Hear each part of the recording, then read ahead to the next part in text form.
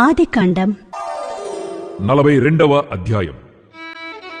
ధాన్యము ఐగుప్తులోనున్నదని యాకోబు తెలుసుకొనినప్పుడు, మీరేలా ఒకరి ముఖము ఒకరు చూచుచున్నారని తన కుమారులతో అనెను. మరియు అతడు, చూడుడి, ఐగుప్తులో ధాన్యమున్నదని వింటిని.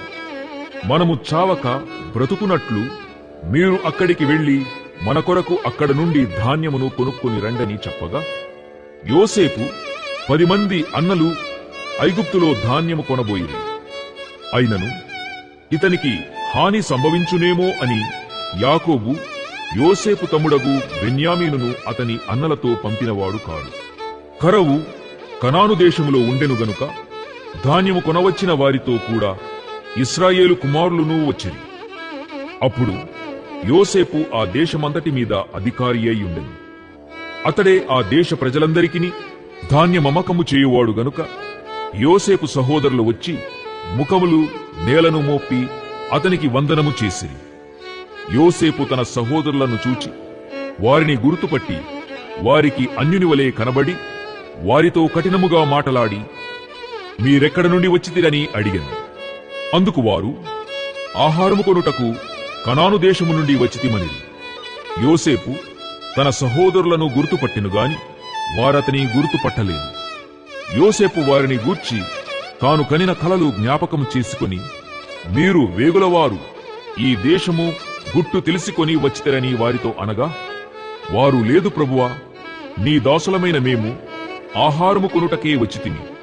మేమందరము ఒక్క మనుషుని కుమారులము. మేము యథార్థవంతులమే గాని దాసులమైన మేము వేగులవారము కామని అతనితో చెప్పిరి.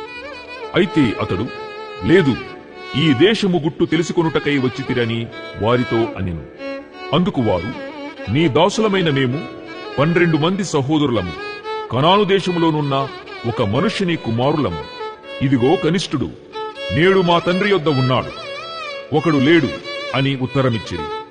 అయితే యోసేపు, మీరు వేగులవారని నేను మీతో చెప్పిన మాట నిజమే. దీనివలన మీ నిజము తెలియబడును. ఫరో జీవము తోడు మీ తమ్ముడు ఇక్కడికి వచ్చితేనే గాని మీరిక్కడ నుండి వెళ్లకూడదు. మీ తమ్ముని తీసుకుని వచ్చుటకు మీలో ఒకని పంపుడి. అయితే మీరు బంధింపబడి ఉందురు. అట్లు మీలో సత్యమున్నదో లేదో మీ మాటలు శోధింపబడును. లేని ఎడల ఫరో జీవము తోడు మీరు వేగులవారని చెప్పి వారిని 3 దినములు చెరసాలలో వేయించెను. 3వ దినమున యోసేపు వారిని చూచి, నేను దేవునికి భయపడువాడను. మీరు బ్రతుకునట్లు దీని చేయుడి. మీరు యథార్థవంతులైతిరా? మీ సహోదరులలో ఒకడు ఈ చెరసాలలో బంధింపబడవలెను. మీరు వెళ్లి మీ కుటుంబముల కరువు తీరుటకు ధాన్యము తీసుకుని పోవుడి. మీ తమ్ముని నా యొద్దకు తీసుకుని రండి. అట్లు మీ మాటలు సత్యమైనట్టు కనబడును గనుక మీరు చావరని చెప్పెను. వారట్లు చేసిరి. అప్పుడు వారు, నిశ్చయముగా మన సహోదరుని ఎడల మనము చేసిన అపరాధమునకు శిక్ష పొందుచున్నాము. అతడు మనలను బతిమాలుకొనినప్పుడు అతని వేదన చూచియు వినకపోతిమి. అందువలన ఈ వేదన మనకు వచ్చినని ఒకనితో ఒకడు మాటలాడుకునిది. మరియు రూబేను, ఈ చిన్నవాని ఎడల పాపము చేయకుడని నేను మీతో చెప్పలేదా? అయినను మీరు వినరైతిరి గనుక అతని రక్తాపరాధము మన మీద మోపబడుచున్నదని వారికుత్తరమిచ్చెను.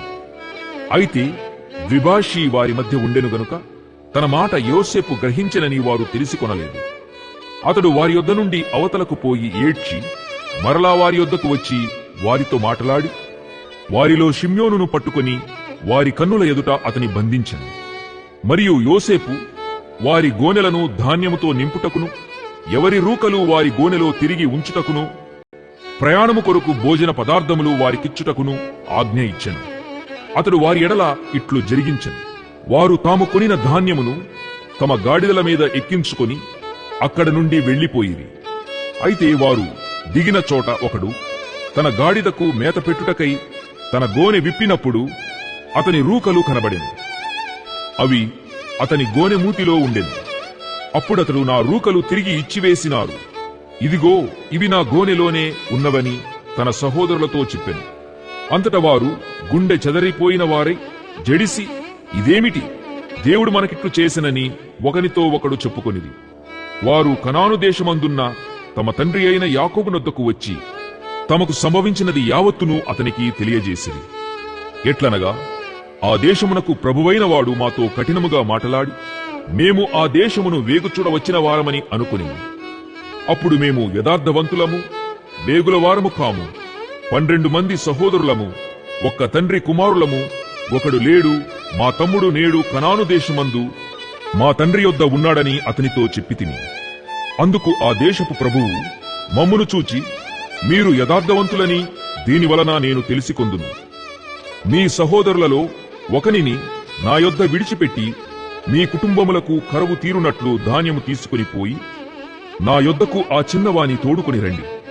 అప్పుడు మీరు యథార్థవంతులే గాని వేగులవారు కారని నేను తెలుసుకొని మీ సహోదరుని మీకప్పగించెదను. అప్పుడు మీరు ఈ దేశమందు వ్యాపారము చేసుకొనవచ్చునని చెప్పెననిది. వారు తమ గోనెలను కుమ్మరించినప్పుడు ఎవరి రూకల మూట వారి గోనెలో ఉండెను. వారును వారి తండ్రియు ఆ రూకల మూటలు చూచి భయపడిరి. అప్పుడు వారి తండ్రి అయిన యాకోబు వారిని చూచి, మీరు నన్ను పుత్రహీనునిగా చేయుచున్నారు.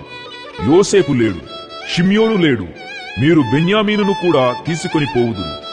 ఇవన్నీయు నాకు ప్రతికూలముగా ఉన్నవని వారితో చెప్పెను.